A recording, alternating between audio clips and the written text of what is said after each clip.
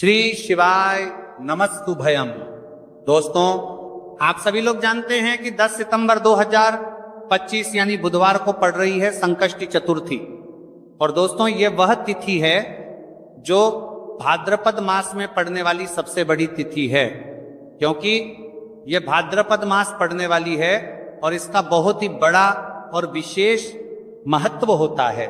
पूज्य गुरु जी ने कहा है कि अगर कभी भी मौका लग जाए और भाद्रपद मास की संकष्टी चतुर्थी तिथि को पड़ जाए तो आप लोगों को 3 तुलसी पत्ते वाला उपाय तो अवश्य ही करना चाहिए।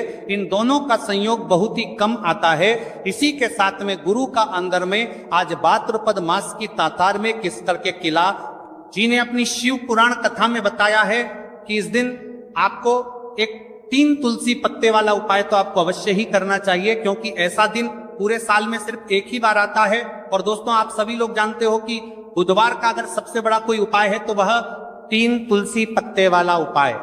तो दोस्तों, भाद्रपद मास की संकष्टी चतुर्थी के दिन आप लोगों को इस 3 तुलसी पत्ते वाला उपाय को जरूर करना। बहुत सारे लोग होंगे जिन लोगों ने इस उपाय को ना किया हो, मतलब पूरा साल निकल गया, उन्होंने किसी भी दिन इस 3 तुलसी पत्ते वाला उपाय को जरूर करना, लेकिन एक शांति तुलसी पत्ते वाला उपाय को ना किया हो। पर दोस्तों, आपके पास एक आखिरी मौका बचा हुआ है, जो कि 10 सितंबर 2025 भाद्रपद मास की बुधवार के दिन है। इस दिन आप लोगों को इस वाले उपाय को जरूर कर लेना है, भले ही आपने पूरे महीने भर इस उपाय को ना किया हो। पर अगर आपने इस भाद्रपद मास के संकष्टी चतुर्थी के दिन अगर इस वाले उपाय को कर लिया तो आपको इसको लेकर अपने उपाय को करने का वह फल मिलेगा जिसकी आपने कभी कल्पना भी नहीं करी होगी। इसीलिए आप लोग इस वाले उपाय को एक बार जरूर कर लेना है, ताकि आप लोगों के हाथ से यह मौका ना जा सके और आपको इस उपाय को करने का फल मिल सके। दोस्तों, यह उपाय पंडित जी ने अपनी अभी की ही श्री शिव महापुराण की कथा में बताया है जी। इस उपाय को आज हम आपको बहुत अच्छे से समझाने वाले हैं। इस वीडियो को देखने के बाद इस उपाय को समझने के लिए आपको कोई और वीडियो को देखने की जरूरत नहीं पड़ेगी। तो चलिए दोस्तों, उपाय को शुरू करते हैं। देखिए, ये इस भाद्रपद मास के संकष्टी चतुर्थी के दिन ये इतना खास होता है, इतना महत्वपूर्ण होता है। देखा गया है कभी कभी बड़े बड़े पूजा पाठ अनुष्ठान से जो मनोकामना पूर्ण नहीं होते, वो भाद्रपद मास की संकष्टी चतुर्थी के दिन एक छोटे से उपाय करने से ही आपकी मनोकामना पूर्ण हो जाती है। और बहुत सारे लोगों ने इस उपाय को किया भी है और उनको इस उपाय को करने का फल भी जरूर मिला है। अगर आप लोग भी इस उपाय को करना चाहते हैं तो आप इस उपाय को पहले अच्छे से समझ लेना, सुन लेना, उसके बाद करना। आपको इस उपाय का फल जरूर मिलेगा। और इस उपाय को कर लेने से आपके घर में चाहे किसी भी प्रकार की दुख और समस्या क्यों ना चल रही हो, आपको उसका कारण भी नहीं पता है कि भाई ये समस्या किस कारण से चल रही है, उसका कुछ भी कर्मी है कारण हो सकता है, जैसे पितृ दोष हो सकता है या किसी भी तरह का मंगल दोष भी हो सकता है। तो इस दिन आप लोगों को ये वाला उपाय कर लेना है। ये एक ऐसा उपाय है जिस उपाय को अगर किसी विशेष दिन पर किया जाए तो भाई उस विशेष दिन का जो है वो तो हमें मिलता ही मिलता है। हाँ, पर हमने उस दिन पर इस उपाय को किया है तो हमें उससे भी बड़ा फल मिलता है, और फल बहुत जल्दी मिलता है, क्योंकि आप इस उपाय को बहुत ही बड़े और विशेष दिन पर कर रहे हो। तो चलिए अब उपाय के बारे में बात करते हैं, लेकिन उससे पहले आप लोगों को यह जानना आवश्यक है कि आखिर यह उपाय किस समय ये करना है, किसको करना है और कैसे करना है। तो चलिए हम आगे आपको वीडियो में एक एक करके बता देते हैं। लेकिन उससे पहले अगर आप लोग हमारे चैनल पर पहली बार आए हैं या फिर मेरी आवाज आज पहली बार सुन रहे हैं तो हमारे चैनल को सब्सक्राइब जरूर करता है, लेकिन कैसा आपका लेना और इससे पीएम जल रहे हैं, आपने पहली पर वीडियो को लाइक करके कमेंट बॉक्स में श्री शिवाय नमस्तुभय ओम नमः शिवाय जरूर टाइप कर देना। तो दोस्तों, इस 3 तुलसी पत्ते वाला उपाय को हमें इस भाद्रपद मास की संकष्टी चतुर्थी के दिन कैसे करना है, किसको करना है, किस समय करना है और कहां पर करना है, ये सारे सवालों के जवाब आपको इस वीडियो में मिल जाएंगे। और जो ये वीडियो देखेगा भाई, उसको 3 तुलसी पत्ते वाला उपाय जरूर करना चाहिए, क्योंकि इस दिन तुलसी पत्ते का भी बहुत ही बड़ा और विशेष महत्व होता है। चाहे 3 तुलसी पत्ते वाला उपाय की तो या सोने पर सुहागा वाली बात हो जाती है, और यह एक बहुत ही बड़ा उपाय हो जाता है इस भाद्रपद मास की बुधवार का। तो अब दोस्तों इस 3 तुलसी पत्ते वाला उपाय को आखिर करना किसको है, सबसे पहले हम लोग वो बात जान लेते हैं। तो देखो, घर की जो बड़ी माताएं बहनें होती हैं, उन माताओं बहनों में से कोई भी एक बड़ी माता बहन इस वाले उपाय को कर सकती है। और दोस्तों, अगर आप चाहे तो अपने घर में से सभी सदस्यों को भी इस उपाय को करवा सकते हैं। अगर किसी व्यक्ति की खुद की कोई मनोकामना है, खुद की कोई दुख और परेशानी है जो कि वह अपने लिए ही करना चाहता है, इस वाले उपाय को तो वह खुद अपने लिए भी कर सकता है। बाकी अगर कोई घर में से ऐसा है जो कि अपने पूरे घर परिवार की सुख और शांति के लिए यह वाला उपाय करना चाहता है, तो भाई वह भी कर परिवार की सुख और कर पाए सकता है, उसमें भी कोई दिक्कत वाली बात नहीं है। कहने का मतलब यह है कि इस उपाय को हर एक सदस्य भी कर सकता है और पूरे घर परिवार के सदस्य के लिए घर की बड़ी माताओं बहनों में से कोई एक माता बहन भी कर सकती है। माताएं बहनें अगर घर में उपस्थित ना हो या वह ये वाला उपाय ना कर पा रही हो, तो फिर घर का कोई बड़ा सदस्य भी इस 3 तुलसी पत्ते वाला उपाय को कर सकता है, चाहे फिर वह पुरुष ही क्यों ना हो, उसमें कोई भी दिक्कत वाली बात नहीं है। उसके बाद में दोस्तों जो अगला प्रश्न निकल कर आता है वो ये आता है, इस उपाय को लेकर के आखिर इस उपाय को हमें किस समय करना है, सुबह के समय करना है कि शाम के समय करना है। तो देखो, इस वाले उपाय को आप लोग सुबह के समय भी कर सकते हो और शाम के समय प्रदोष काल में भी कर सकते हो। अब अगर आप पूछो कि भाई साहब सबसे उत्तम समय कौन रहेगा इस 3 तुलसी पत्ते वाला उपाय को करने का, तो हम आपसे बस यही कहेंगे कि इस उपाय को आप सुबह के समय करेंगे तो ज्यादा बेहतर होगा। बाकी अगर प्रदोष काल शाम के समय भी करेंगे तो भी अच्छा होगा, उसमें कोई भी दिक्कत वाली बात नहीं है। तो अब दोस्तों जो अगली सबसे बड़ी और महत्वपूर्ण बात आती है वह ये आती है कि सुबह अगर हम उपाय को करेंगे तो हमें कितने बजे से लेकर कितने बजे तक के बीच में करना है, और शाम के समय प्रदोष काल में करेंगे तो हमें कितने बजे से लेकर कितने बजे के बीच में करना है। तो देखो, सुबह जितनी जल्दी हो सके आप उपाय को करने की कोशिश करना। बाकी अगर किसी कारणवश लेट भी हो जाओ, थोड़ी देर भी हो जाए, तो 10 या 11:00 बजे तक भी आप उपाय कर लेना, और 12:00 बजे से ज्यादा देरी ना हो। ठीक है, इस बात का ध्यान रखना। उसके बाद में दोस्तों अगर शाम के समय प्रदोष काल की बात करें, प्रदोष काल का जो समय है होता है वह शाम के 6 बजे से शुरू हो जाता है। मतलब शाम के 6 बजे से लेकर 7 बजे के बीच का जो समय होता है, यह समय प्रदोष काल का समय होता है। तो आप इस उपाय को 7 या 8 बजे के बीच में भी कर सकते हो। मतलब शाम के 6 बजे से रात 8 बजे के बीच में आप कभी भी इस वाले उपाय को कर सकते हो, उसमें कोई भी दिक्कत वाली बात नहीं है। तो देखो दोस्तों, सबसे पहला उपाय देखिए आपको क्या करना है। देखिए, भाद्रपद मास के दिनों में विशेषकर भगवान शिव और माता पार्वती और विष्णु भगवान का पूजन किया जाता है। अब साथ ही साथ संकष्टी चतुर्थी तिथि का दिन भी पड़ गया है, तो ऐसा समझ लीजिए आपके जीवन में धन भी आएगा, सुख भी आएगा, धन बढ़ेगा भी, और साथ ही साथ आपके जीवन के सारे संकटों को भगवान शिव जी दूर कर देंगे।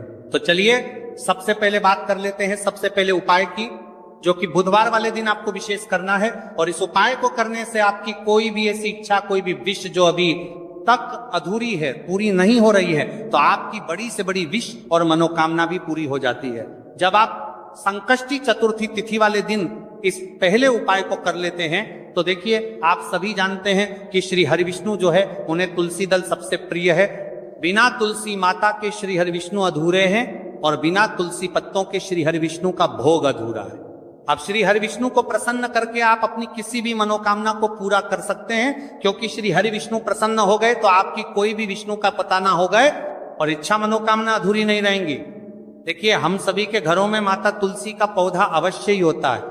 तो देखिए, हमें तुलसी जी के पौधे से सबसे पहले तो 3 पत्ते तोड़ने हैं। देखो, संकष्टी चतुर्थी वाले दिन आपको तुलसी के पत्ते नहीं तोड़ने हैं, तो देखिए तुलसी जी के आपको 3 पत्ते तोड़ लेने हैं, और इन तुलसी जी के पत्तों को तोड़ने के बाद आपको 1 चुटकी हल्दी भी अपने साथ में लेनी है। हल्दी के अंदर आपको जल मिलाकर के पेस्ट के रूप में तैयार करना है, और इसी के साथ में आपको एक दीपक भी लेना होगा। दीपक आप मिट्टी का भी ले सकते हैं, आटे का भी ले सकते हैं, और इस दीपक में आपको शुद्ध घी डाल के इसमें आपको लंबी रुई की बाती का प्रयोग करना है। देखिए दोस्तों, आपके पास है 3 तुलसी जी के पत्ते हैं। तो पहला जो तुलसी जी का पत्ता है उस पर आपको सबसे पहले तो जो आपने हल्दी ली है उसकी एक बिंदी लगानी है। और पहला जो तुलसी जी का पत्ता है, आपके घर में भगवान विष्णु का चाहे कोई सा भी स्वरूप हो, चाहे लड्डू गोपाल जी का स्वरूप हो, या फिर भगवान कृष्ण की आपके मंदिर में प्रतिमा हो, या फिर भगवान श्री राम की प्रतिमाएं उनके सामने, आपको पहला तुलसी जी का पत्ता अर्पित करना है।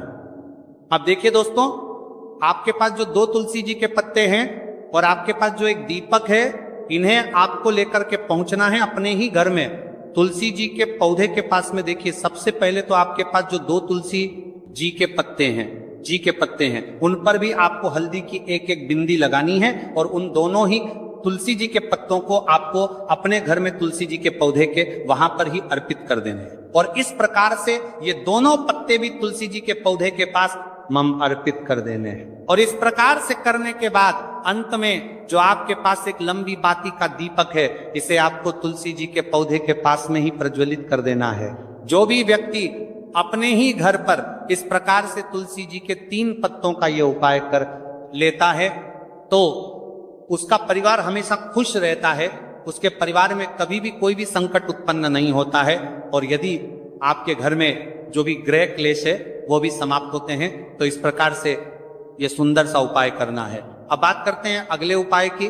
देखो, यदि आपके जीवन में आर्थिक संकट बहुत अधिक हो रहे हैं, धन की समस्या लगातार जीवन में बनी हुई है, 1 रुपयों को प्राप्त करने के लिए आपको बहुत अधिक मेहनत कर रहे हैं, तो आज रात्रि में सोने से पहले आपको कोई एक चमत्कारी दीपक का उपाय अवश्य करना। या फिर यदि आपका जो व्यापार है, बिजनेस है, दुकान है, वो अच्छे से नहीं चल पा रही है, तो आज रात्रि में इस विशेष दीपक का उपाय आपको अवश्य करना चाहिए। देखो दोस्तों, दीपक हमारे घर में सभी नकारात्मक शक्ति को बाहर करता है। ये उपाय आपको साल में केवल 1 बार करने का ही मौका मिलता है। देखिए, इस उपाय के लिए आपको तुलसी जी की जो सूखी लकड़ी होती है उसे ले लेना है। देखिए दोस्तों, यदि आपके पास पुरानी तुलसी जी की लकड़ी है तो उसे आप ले सकते हैं, और यदि आपके घर में तुलसी जी जो लकड़ी है वह सूखी हुई है तो उसकी लकड़ी आप तोड़ के इस्तेमाल कर सकते हैं। लेकिन आपको ध्यान रखना है कि सूर्यास्त से पहले पहले ही आपको ये जो तुलसी जी की लकड़ी है इससे अवश्य ही तोड़ कर दे लेना है। तो इस उपाय के लिए आपको सबसे पहले तो एक मिट्टी का दीपक लेना होगा, चाहे तो आटे का दीपक भी ले सके, क्योंकि आटे का दीपक सभी दीपक में सर्वोत्तम माना गया है। इस दीपक के अंदर आपको शुद्ध घी का प्रयोग करना होगा, और इससे दीपक के अंदर आपने जो तुलसी जी की लकड़ी ली है उसे भी रख देना है। लेकिन ये जो तुलसी जी की लकड़ी है इसमें आपको चारों तरफ अच्छे से घी लगा लेना है। देखिए, गुरु जी ने बताया है कि जो तुलसी जी की लकड़ी है, यदि आप उपाय करते हैं और बहुत ही शीघ्रता से जल जाती है, तो इसके लिए आपको एक कार्य करना है।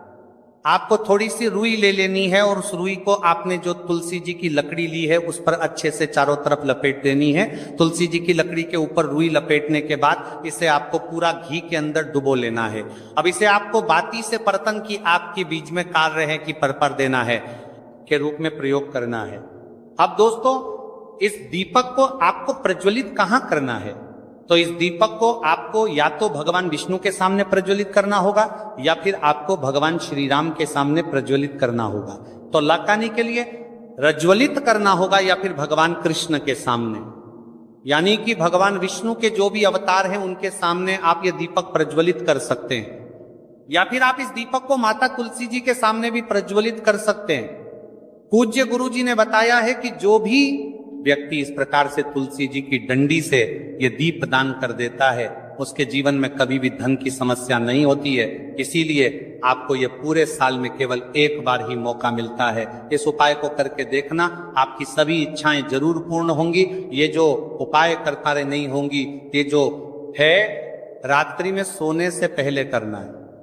ये उपाय करते सर्वश्रेष्ठ होने वाला। देखिए, इस उपाय के लिए आपको मात्र 5 हरे मूंग के दाने ले लेना है। देखिए, तिथि है और ये बुधवार के दिन पड़ रही है, इसीलिए आपको 5 हरे मूंग के दाने लेना है। हरे मूंग के दाने लेना है कि दाने आपको साबुत लेने हैं, खंडित नहीं होने चाहिए। इस बात का ध्यान रखें। और इसी के साथ में आपको एक तांबे के पात्र के अंदर अपने घर से शुद्ध जल ले लेना है। अब दोस्तों इन सभी सामग्रियों को लेकर के आपको सीधे पहुंच जाना है भगवान शिव के मंदिर में।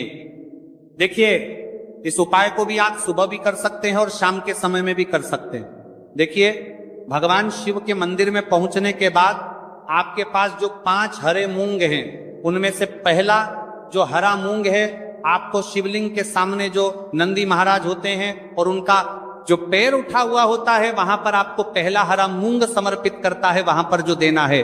और आपको ओम नमः शिवाय इस मंत्र का जाप कर लेना है। फिर आपको दूसरा हरा मूंग लेना है और शिवलिंग पर जो श्री गणेश जी वाला स्थान होता है वहां पर आपको यह दूसरा हरा मूंग समर्पित कर देना।